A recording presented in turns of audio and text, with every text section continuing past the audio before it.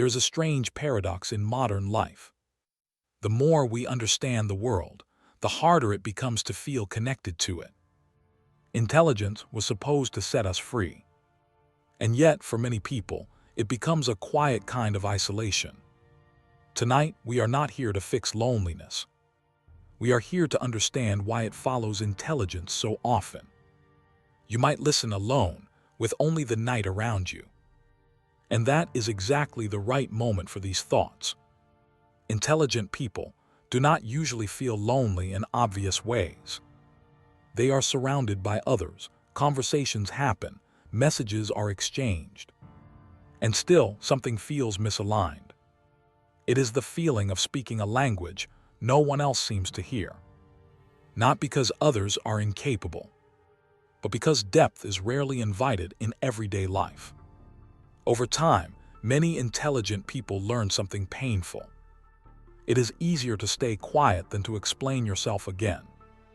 It is like being in a room full of people, yet hearing only the echoes of your own thoughts. Have you ever felt that way? That sense that no matter how much you speak, the world doesn't quite listen.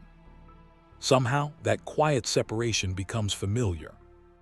And familiarity can be comforting. Or it can feel like a cage.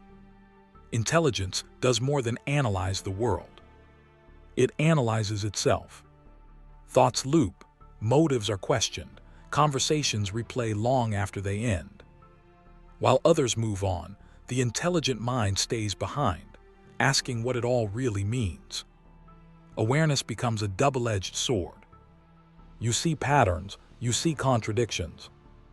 And slowly, you realize something uncomfortable. Most people do not want truth. They want comfort. And comfort rarely comes from depth. Have you noticed how a simple joke or a short story can be more welcome than a long reflection?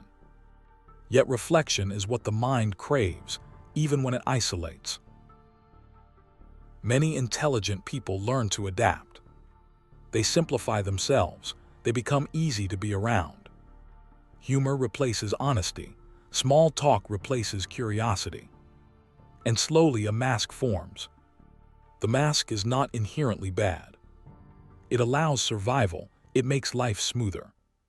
But the danger is forgetting who you are underneath it. Loneliness grows strongest when you are seen, but not understood. It's a silent ache, felt in crowded rooms, in online threads, even in the home. And sometimes, the mask itself feels heavier than solitude. In a world filled with constant connection, solitude feels like a personal failure. Social media rewards simplicity. Nuance disappears. Depth does not trend. Even now, as artificial intelligence learns to speak, many humans forget how to listen. Perhaps loneliness is not a flaw.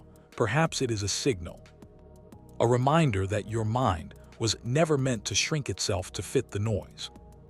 Sometimes we need to slow down to hear ourselves, to remember the space between thoughts. That silence between sentences is not empty. It is where reflection lives. Have you ever felt the weight of understanding too much? The sensation that seeing the world clearly isolates you from those around you. Or maybe you have tried to explain, and the words fell flat. And you stopped trying. And the quiet became your companion. There is no shame in it. There is only awareness. Loneliness can be a teacher if we listen carefully. It can show the contours of our own minds. And sometimes, it whispers truths we could not hear in the noise. Maybe intelligent people are not lonely because they think too much. Maybe they are lonely because they refuse to stop thinking. And perhaps the real question is not how to escape loneliness. It is how to live honestly within it. Some nights will be quiet. Some thoughts will linger. But there is a subtle beauty in that honesty. And if you are listening now, know this. You are not broken, you are aware. And awareness is rare, precious, and worth the wait. If you're still here, maybe you're not as alone as you think. Some thoughts don't need answers. They just need to be heard. Until next time, stay with your thoughts.